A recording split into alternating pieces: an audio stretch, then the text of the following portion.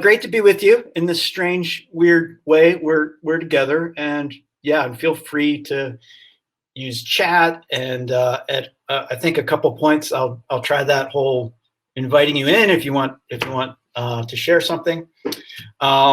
But just if you missed the worship service for whatever reason, my name is Jeff Eddings. I am the associate for coaching and spiritual formation with 1,001 New Worshiping Communities of the Presbyterian Church USA.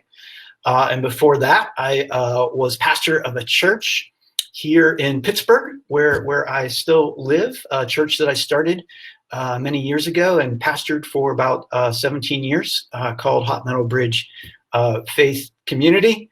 And I'm just grateful to be in this space with you.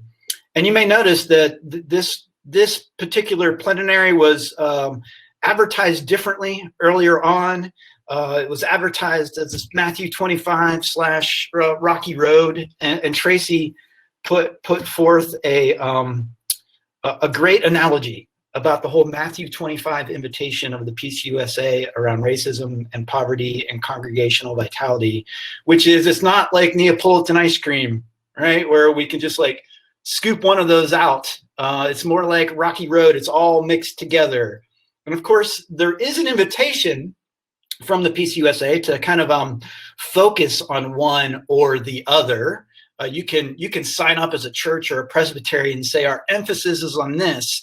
But of course, they're all interconnected. Racism is interconnected to poverty. Our response to it as churches is interconnected to our vitality. And they have some great speakers. They're going to speak into each one of those emphasis of the invitation over the course of this retreat. But what I wanted to do, and had talked to Tracy about, is kind of unpack a little further what really I was bringing up in my message during the worship service. And that is, how do we remain grounded for this work? How do we keep ourselves anchored in God and in our practice, our spiritual practice, so that we can be about this very needed and important work. So that's why I've entitled this Contemplation, the Way of Spiritual Fortitude, grounding ourselves in knowing and loving God in order to serve God. And the word fortitude, the definition of it is the mental, emotional, and spiritual strength to bear pain, encounter adversity, or temptation with courage. And I think this is something as pastors, as leaders, as church folks, that we need kind of in our DNA, a sense of fortitude, because the tasks of ministry are urgent, they're challenging. And so many of our leaders, as I alluded to in my message, struggle with mental health, struggle with burnout in the ministry, struggle with isolation. And I think cultivating a grounding practice is something that can support us and continue to point us back to our source, which of course is God. So there's two things I want to do in this space, and that is to highlight a particular practice that I feel is important and can develop the spiritual fortitude. And I think you've all received in some fashion sort of the packet around spiritual fortitude that I sent to Tracy. If you have that, fine. If not, it's also fine. You can be flipping through it as we're kind of talking about this, or not. But I want to highlight that practice of contemplation. And I also want to help you. The packet is designed to help you start to create your own plan for your own kind of spiritual practice and incorporate whatever you want into it. Contemplation, other things as well, obviously. But first, let me just kind of unpack a little bit like what contemplation is and my experience of it. And then we'll leave some space and room for maybe some interaction if you have some questions or want to pop on for a minute. And then I'm going to go through part of the packet around like, how can you start to organize yourself in your own self-care?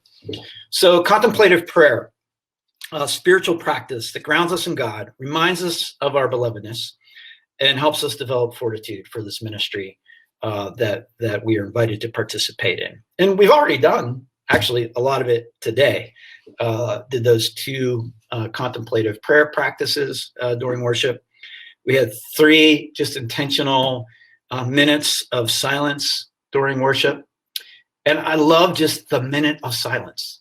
Like that's all you need. Like a minute of silence can really help you recenter in the midst of your day. And as you start to work contemplation into your life, you can just start to take like that minute and breathe and recenter yourself. I don't know if how many of you saw the movie A Beautiful Day in the Neighborhood about Mr. Rogers. Of course, Mr. Rogers from Pittsburgh froze. Did I freeze? Come on now. Did I freeze for a minute? Okay, I think I'm back. I'm back. All right, Mr. Rogers is from Pittsburgh, and he is a graduate of Pittsburgh Theological Seminary. That happens to be where I am right at the moment in my office here at the seminary. And he had this practice of inviting people to 1 minute of silence. And in that minute of silence, he invites you to think about somebody who loves you. And I don't know, am I freezing again? Tell me, am I frozen? Do I keep freezing? I've frozen twice. Give me a little shout out in chat if that's coming through. Anyway, I'm gonna press on. I'm gonna press on. Okay, so not frozen. You're not freezing. Oh, great, not freezing. Good on that. Okay, perfect. So in the movie Beautiful Day in the Neighborhood, he invites the reporter who's been working with him to a minute of silence, and in the movie they include this whole minute of silence, which was just beautiful to see. A minute of contemplation. And Tom Hanks playing Mr. Rogers turns and looks directly into the camera for part of it. It's a wonderful movie. Highly encourage it. But Mr. Rogers, he was a contemplative, and he invited others into that space. My own journey around contemplation has been for the last, 8 years or so, that it was always kind of there. I always knew it was important. I always knew silence was helpful for me. Solitude was helpful for me. Stillness. But it was really in the last 8 years, I'm pressing into this. This is the thing that I'm going to kind of anchor myself around.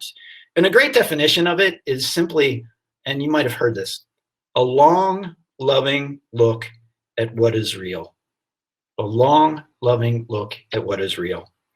So it creates space in us to be, rather than a spiritual practice we need to do. And it's an invitation to raise our awareness to what is already the true reality, that the divine is present in us and around us always. So it's just most simply, a practice of silence and stillness before God. Not a time to meditate. It's not really about the meditation. It's rather space to cease striving and know God. And it's not just for monks, and it's not just for mystics. It's for all of us. So here's my encouragement to you in terms of where do I start? Where do I begin? The most simple way is to just set aside 3, 5, 10 minutes. Ideally, they say 20 minutes is the ideal space, right? But do what works for you, just to be silent. If it's 3 minutes, great.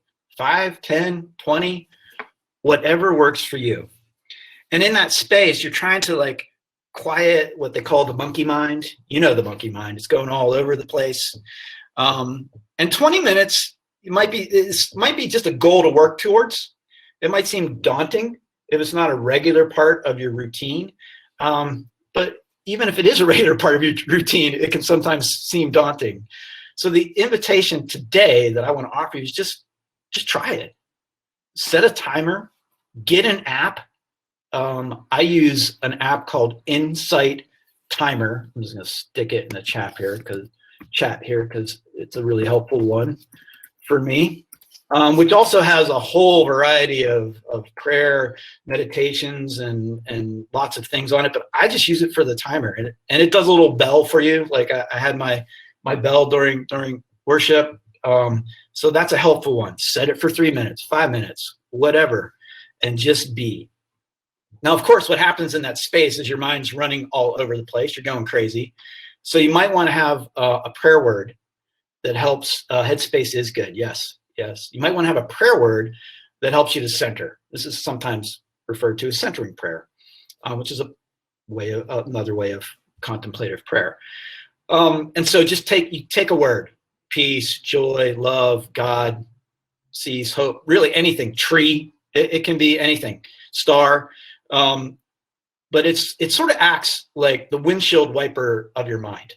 So when you're driving down the road in a rainstorm and things are falling, like the rain's obviously falling and leaves are falling, and you hit the windshield wiper, it just clears everything away. Well, that's the metaphor here. Like, as we're trying to sit in a silence, our brains are like going crazy. They're raining all kinds of distractions and things upon us. And so we just use that word. We just say peace and try to wipe it away. Peace, wipe it away. And sometimes our wiper might be going like this: peace, peace. Sometimes it might be going like this: peace, peace, peace, peace, peace. Because we're so distracted. It's really hard for us to root down into this place. So I don't want you to worry about keeping your mind completely clear in this practice, right? Because that's actually not the goal. All right, you can't do that. And I don't want you to worry about having like some deep revelation from God. Like, if I can get into this 20 minutes of silence, God's going to start like speaking to me, right? That's not the point either. It's not a point to have like some super spiritual revelation. And I don't want you to get frustrated with how your mind wanders off if you happen, or if you happen to like nod off, like, because both of those things absolutely happen. The thing about contemplative prayer is you just notice them. You notice them happening, and then you go back to your prayer word. Martin Laird, who has some great books on this that I'll mention later. Martin Laird talked about a seminar he was doing for a group of nuns about centering prayer and saying these things about, use your word to draw yourself back to God. And one of the nuns at the end of like 20 minutes of silence raised her hand and said, I was like, there were 10,000 times I had to use my word during that brief period of time. And he just looked at her and said, that's wonderful. 10,000 opportunities to return your attention to God. And that's just what this is about. It's being aware. It's being aware. God's already present around us, within us. And it's just drawing our attention back to that, back to that, back to that. And maybe at the end of your time, you want to write a few brief sentences about your prayer experience, or not. So the point here is not, I don't want to give you one more thing to do, but I want you to know what it is to simply be with God, to have no other agenda other than to be present. I'm trying to give you permission. I want this to be permission to just be. And I got to tell you, in the 8 years that I've been doing this, I recall there was this one time, I think it was early on. I don't know what it was, but in my 20 minutes of silence, I had this, it felt like pure. I was like, wow, this is, at the end, like, it felt like it went by like this. I didn't fall asleep. Maybe my windshield wiper was like, had to go like 3-4 times. And I felt like, oh, wow, I got this. I'm really going deep. And I don't know if I've experienced that since. There seemed like that was like the pure, there's no pure contemplation. It just happened to be a time or a day or a moment, whatever. My mind was more clear than maybe it has been since.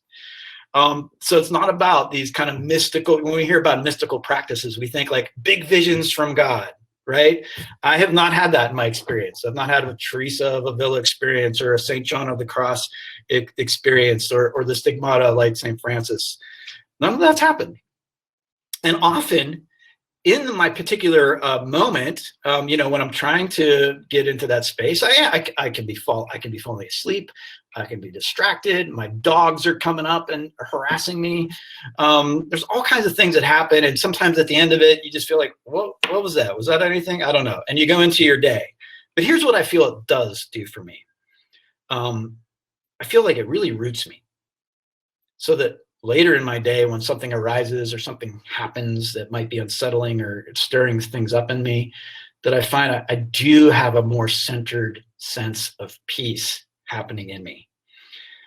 There's a deeper kind of awareness at work within me when I'm faithful to this practice. And I noticed when there are times when I get away from it, I get a little more skittish, a little bit more distracted in my day without that sense of kind of anchoring. So this has been an anchoring practice for me.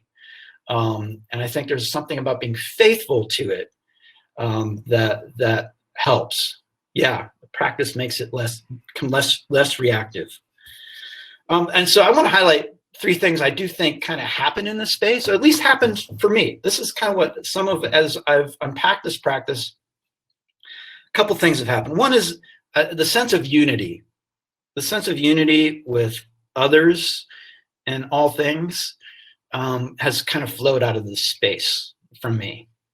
And if you do more reading about it, contemplation and this practice, you'll see that's kind of a theme, that unitive awareness. We are all one. We're all made of the same stuff, right? We are all made of stars, as that great theologian Moby said long ago. And then the other thing that happens for me is an understanding of the impermanence of all things. Sitting there aware of kind of the time passing and contemplating the stillness. There's a certain sense of like, we all return to the dust. This is, as the writer of Ecclesiastes says, is but a moment. Breath. That's a better translation of the meaningless. Breath. It's all here for just a moment. We have come from dust. We're returning to dust, which ideally doesn't create like huge despair in us, but helps us be more present to the moment that's before us, because it's so precious to appreciate what we do have. And then the other thing it does for me is create a sense of compassion for all things, like our unity with all things and our understanding that all things are impermanent creates deeper spaces of compassion for the world around us, for those that we are intimate with, to strangers, and hopefully more compassion for ourselves. That grace really operates in this space, and we find more compassion for ourselves. So I want to share with you somebody who's a model for all of this. That would be Jesus. Jesus is our model for contemplation. Now, when we think of prayer today, often we connect prayer immediately to like the sense of words and things said. But in the time of Christ, time of Jesus, certainly prayers were words that you said. But you'll remember Jesus said, don't make it all about the words. It's not about how many words you say.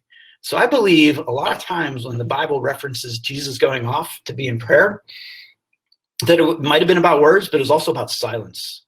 Because man, did Jesus need some silence in his life, and some contemplation and some stillness with Abba, and just to be still and to sit in God's love. And so just run through a whole series of scriptures where Jesus is doing this. Mark chapter 1, in the morning, it was very dark. He got up, went out to the deserted place. There he prayed. Luke 4, he was led into the wilderness for 40 days. Also Luke 4, at daybreak, he departed and went into the deserted place. Luke 5, but he would withdraw to the deserted place to pray. Luke 6, now during those days, he went out to the mountain to pray and spent the night in prayer before God. Luke 9, once when Jesus was praying alone. Luke 11, he was praying in a certain place. Luke 18, then he told him a parable about their need to pray always and not lose heart. Luke 22, he came out and went, as was his custom, to the Mount of Olives. He then withdrew from them and prayed. And so here are all these spaces where Jesus is taking place, taking time to pray. And these are all referenced in the packet. You don't have to write all this down. And I want to highlight, when he did these things, when he went off to pray, it wasn't when, suddenly he got a few days of vacation. It wasn't when he got all the things to do done and then had some space. No, it was before he picked his disciples that he went out all night to pray. It was before he began his ministry and preaching in the various towns. He was out in solitude. It was before he experienced the passion and the crucifixion that he felt he needed to be alone with God. And so it's not when we suddenly get space that we need to get into this practice.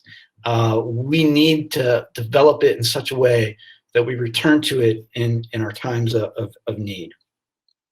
So here's my pondering, my wondering to you, and maybe we can throw a little bit into, well, just for a second, hold on to this as your thought. What's your custom in place? I love the fact that it said, as was his custom. Like, the disciples just knew this was something Jesus did, as was his custom. And what's your place? Do you have those? And in a moment here, I'll invite some interaction around that. What's your custom and place? Do you have them, or where do you need to develop them?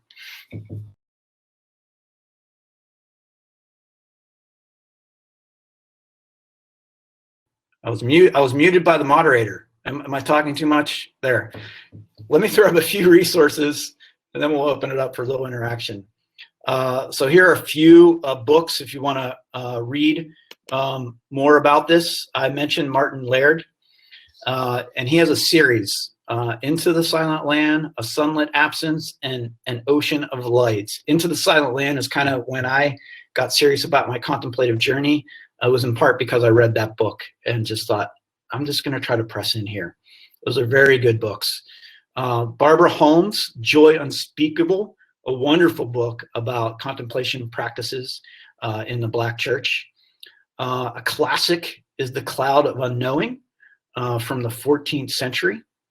And then Richard Rohr has much to say about contemplative prayer, and The Naked Now is just one of many books that tap into this with him.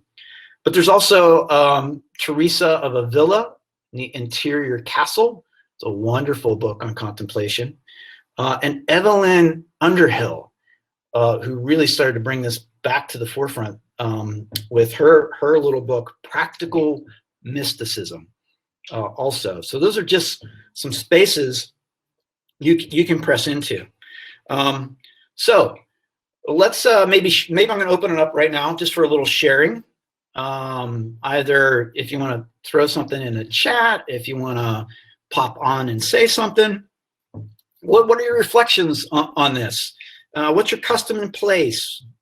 Where might you need to develop your spiritual fortitude?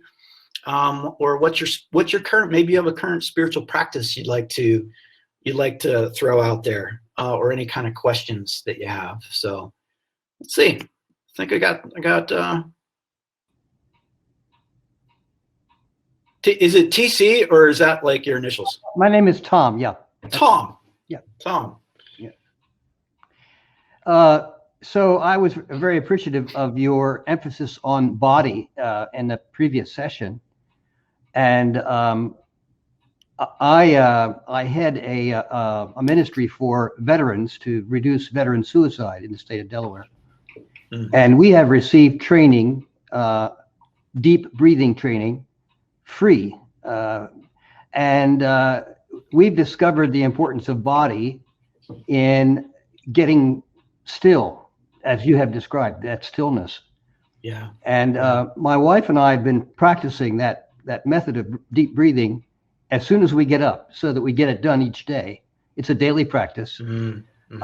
And we haven't set aside a chapel space in our home. I close my eyes, so I figure, what's the difference? You know, it doesn't matter. It doesn't matter where I am. Yeah, yeah. Right. But I do have a shawl that I put around my shoulders, partially to keep warm. So there's that physical part to it. But anyway, at the end of that roughly 35-minute deep breathing session, I fall right into that calm zone without any effort at all. And it's pretty easy to stay there longer than for other periods. So I am a believer that, well, not believer, I observe that the body is very important in attaining that thing which a philosophy professor once told me is non-aesthetic awareness. And that means you're alert, but you're not, there's no content to it, no content to the awareness at all. And you've described it in Christian practice, but I'm also an interfaith peacemaker, commissioned so by my presbytery. And I've been conversing with people outside the Christian tradition, with, for instance, Sikhs and Hindus, and Buddhists. And it turns out that we share a lot in terms of the importance of contemplation.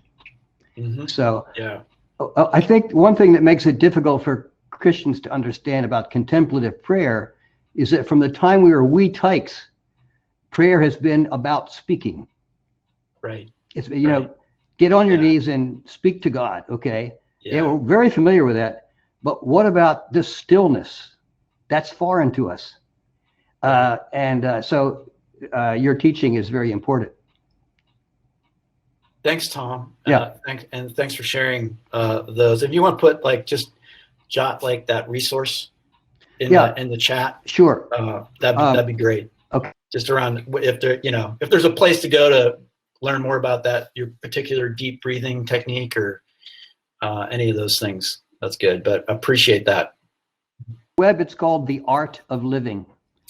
That is the organization that provides this training to civilians, and to military people, it's called Power Breath.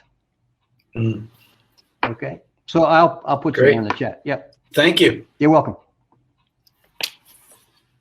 Yeah, I know for me, it's a journey to get back into my body. Several years ago, I started a contemplative program around leading groups and retreats with the Shalem Institute. There's all this body talk and all this body work, and I was super uncomfortable. But the more I get into it, the more I press into it, I do appreciate it. And yoga is definitely, yes, Maggie, yoga is a great way to do that and to center and to find that contemplative space. Anybody else that would want to hop on and share a thought or a question or anything else you want to throw into the chat?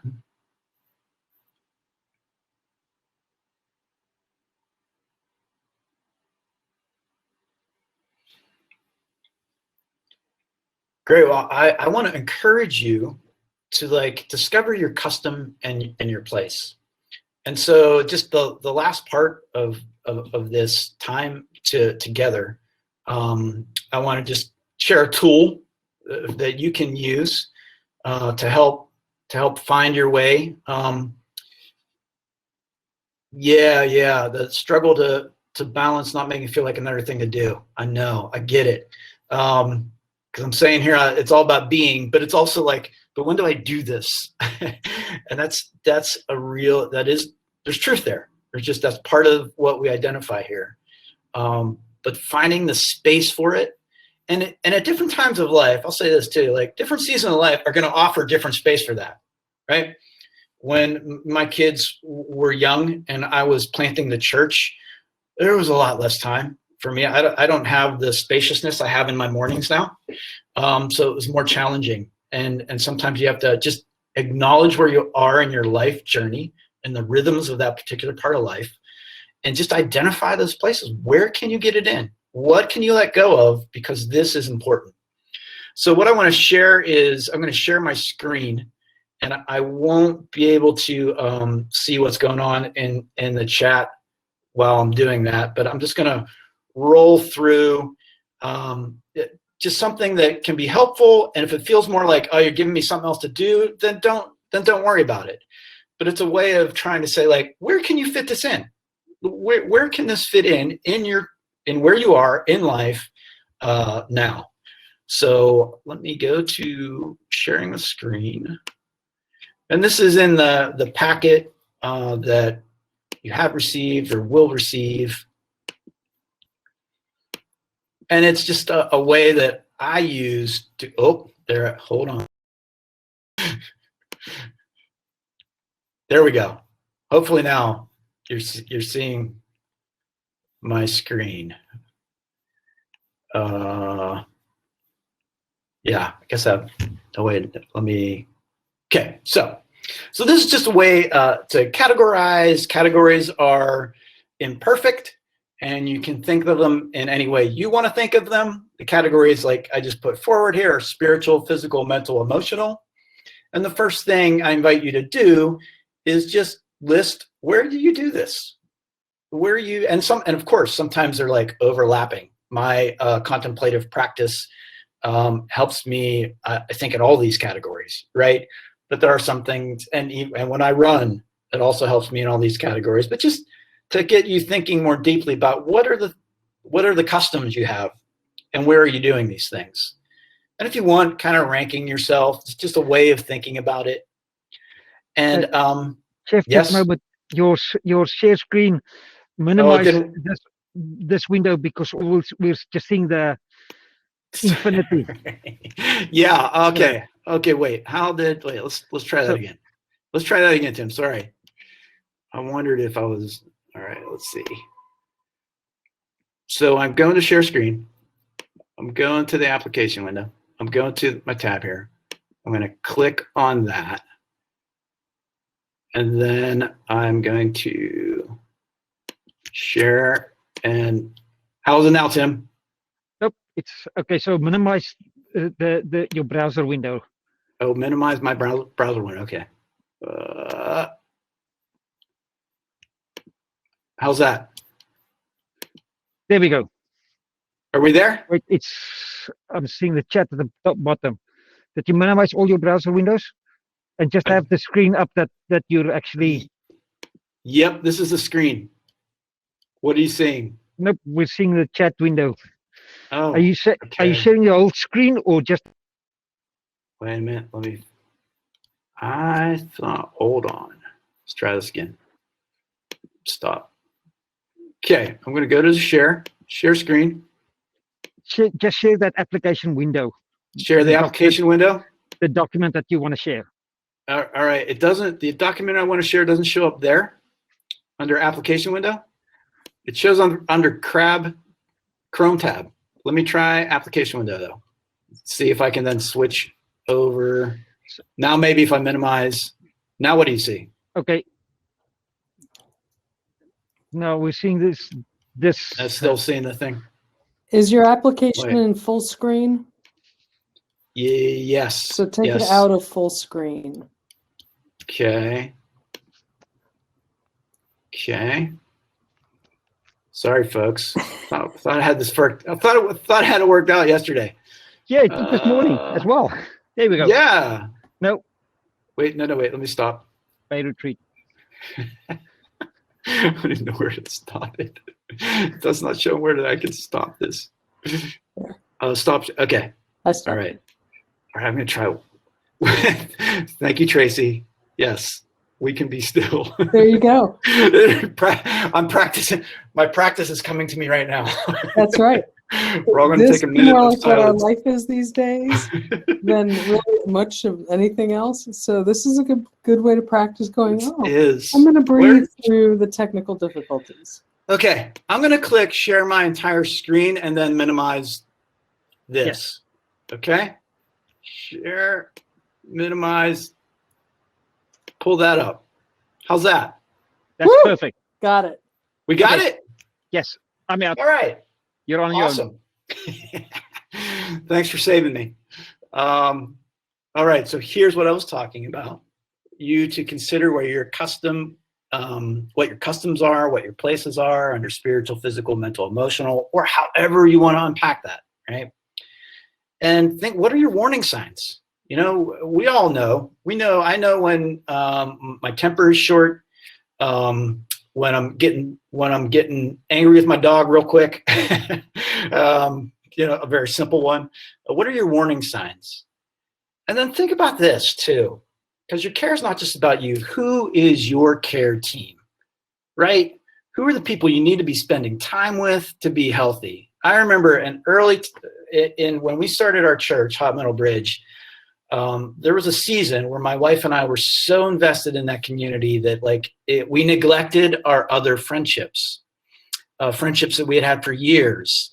And we got to a place where we were almost burnt out in that community and realized we had not been nurturing that space with our close friends, and got back to that and kind of created a better boundary system. So who's your care team? Obviously a spouse or a partner, close friends, family members, even your children, your therapist, your spiritual director. What's your communities outside your church community? You need those. Maybe you have a running club, a book club, prayer group. It could be spiritual or non-spiritual, right? So you can take some time to think about your team members and how much time are you spending with them? Where can you develop more space with them? And then in here there's simply some ideas, right? You can think of many of them, but you can reflect and look at these later. Just different ways to care for ourselves in these different spaces. And then also some stress signs, symptoms. This is just for you to look through at your leisure if you want. And then here's my way of maybe framing this, or a way of thinking about it. And just because I have things in all these boxes doesn't mean I'm always doing them. So again, try not to make it about the doing. It is about the being. But here are things that I know are important for me, right? Daily, I need that contemplative prayer. I'm trying to do that at home for an hour in the morning. I also like to do the Ignatian spiritual exam, which is just a few minutes of reflecting on the day before bed. And if I need it, plug into that 5 minutes of silence during the day. And what's your rhythm? Daily, weekly, monthly, quarterly, yearly, weekly. Are you getting that Sabbath day, pastors, church leaders? You need to. If you're leading a community that meets on Sundays, that's not your Sabbath day. Is there a day you need to not scroll at all? What do you need to do? Monthly, for me, I like to try to get outside, at least do one hike a month. Quarterly, meeting with my spiritual director. Yearly, trying to have a silent retreat weekend. So just spaces of how am I caring for who I am? And there's a blank version of this for you to just kind of fill in some of your thoughts. What are your rhythms? And again, I want you to use this if it's helpful, set it aside if it's not. Think about what works for you, but think about it. And then come up with your plan for it. That's the important thing. If we're not intentional about it, it gets away. If you need to mark it in your calendar as a to-do, if you need to set aside the hour for prayer and have it listed in your calendar, not just you kind of know it happens then, so that other things don't take up that space, then do it. So in that packet, there's some blank space for you to explore that. And then one last little tool that I find helpful. I don't do this every day, but some days when I have particularly a lot going on, I like to create my PFD, my plan for the day. I don't know if we have any Avett Brother fans out there. Love the Avett Brothers. They have a great song called Vanity. And it goes, I've got a plan for the day, but it's all vanity. It's all vanity, which is often so true, right? Our daily plans often get blown up. But I find it helpful some days to kind of set out what I need to do in the day and when I'm going to do it. Knowing that I hold to it all loosely, that it's probably going to change. I don't know if I've ever done this and it's gone exactly like I thought I would, but it gives me some focus. And so what I do is I just kind of create this space of, hey, here, I'm mapping out the hours of my day, and let me think about what I'm putting into these different hours. And so if I plan to do emails from 10 o'clock to 11 o'clock, when 11 o'clock hits, I'm going to be done. I'm going to move on to whatever's next in my thing and not just get kind of consumed in the never-ending spiral of it. And of course, I hold loosely to this and I try to find like, where's the self-care in this day? This is not all like, you'll see, I'm going to have my little example plan. It's not all just this work. There's like, hey, when am I going to take an hour to read? Or am I going to go on that walk today? And again, this isn't something I do every day, or sometimes I do it and I don't fill every part of the box. But it's just a helpful way to, how am I intentionally engaging around my own care? And some questions to think. What are my biggest distractions? How can I minimize those? What creates the most anxiety? What practices can I develop to manage those? What's one challenging or demanding task I can do early today? You know, get it out the way. And what is one activity you can do in the day that will feed your soul? And I think this is a good question for us always to be thinking about. How are you relating to your electronics? Do you have a good screen time balance? How are you incorporating that into your plan? So like an example plan for my day is included, you know, or I'm getting up, I'm taking out my dogs, I'm doing my spiritual reading. I've got some planning space built in, some email space built in, some dinner creation. Maybe you need to help somebody with their homework. I also like putting little flex time block boxes in, like something I'm not going to get to here. Maybe I'll get to there. A little exercise, just whatever. However it's going to work. Watch the season finale of The Expanse. Don't know if any Expanse fans out there, but great kind of show. So there. So that is that. And that's all part of that packet. You can, all right, let me stop. Where can I stop sharing? Tim, stop sharing. Help me to stop. Oh, stop sharing. Okay. So you can use that anyway. It seems helpful to you. Okay, great. So that's what I got. Any other reflections or questions or conversations that you want to have? I'm open to it all.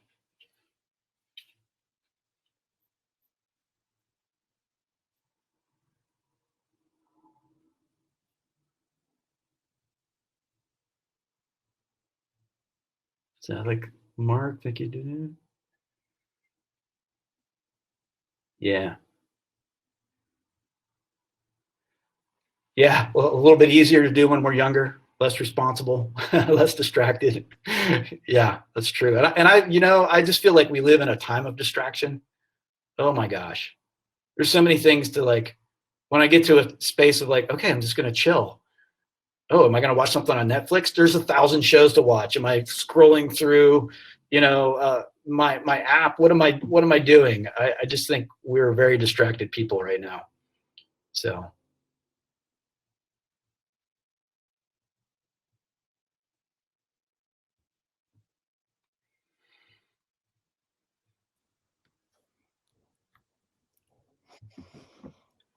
I'll speak a little bit to that, Deb, the distinction between meditation and contemplation. I'd say like meditation is really inviting you, like say, into a biblical scene, right? Or to like really focus on one scripture, kind of in a lectio divina fashion. It's inviting you to like, oh, you're with Joseph and Mary in the Nativity, like meditate on that. What does that look like? You know, think about, and sometimes these terms are used interchangeably. Some people will call that also contemplation. In fact, in the Ignatian exercises, he'll call it gospel contemplation. But meditation has a little bit more of a kind of an intent to it. Contemplation is trying to do that kind of surrender thing. I'm really trying to practice the sense of being. Tom used a lovely phrase of the, if you can, I can't remember what that phrase was. Tom, you had a great phrase around it. So I think simply meditate, focusing on a thing. Contemplation is trying to let it all go.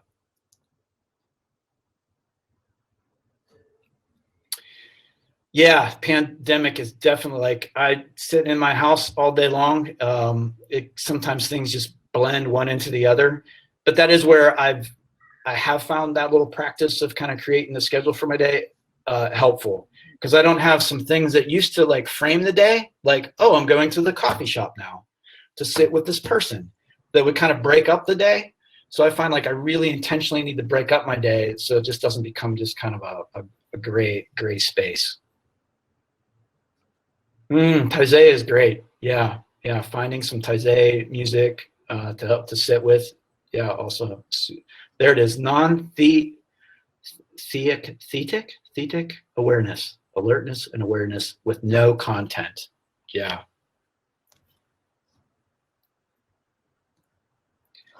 Well, that's great. Well, thanks, friends. I hope this was helpful. Take whatever from it is helpful to you, and leave the rest behind. But appreciate the opportunity to sit and to be with you in this space. Thank you so much, Jeff. And it's a good reminder that each of us has our own personalities and styles and places where we connect best with the divine. So some of the things you give us can be adapted into our own personal styles. Absolutely. Yeah. Yes. I have a friend who is an extrovert and kind of frenetic, and he's like, being told to sit and be quiet is like being told you're going to the 11th circle of Dante's Inferno, you know? But learning how to take that possibility and adapt it into an active place of alertness and awareness with no content, for him, then opened up the space for meditation and contemplation. Yeah.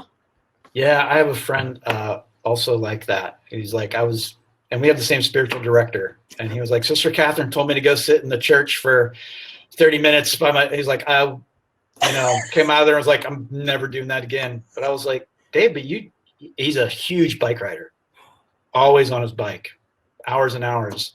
I was like, but how can you take that space and just make it your space of quiet and stillness? Exactly. There's a way you can do that. So exactly. And as Kate said in the chat, if we try to make it about having a full hour of time, then that in and of itself, I failed before I've begun. Yeah. Right. But just, as our staff has been planning this, and there's been so much added, oh, look, it's a whole new thing. And what happens when we do this? Oh, it blew up. The Twilight Zone has happened. We just stopped and kind of went, and that opens up that space again. Yeah, absolutely. Yeah, awesome. Well, thank you so much for worship this morning, and now for this invitation. We really appreciate it. Oh, sure. My pleasure. Really is. Great to be with you all. Sweet.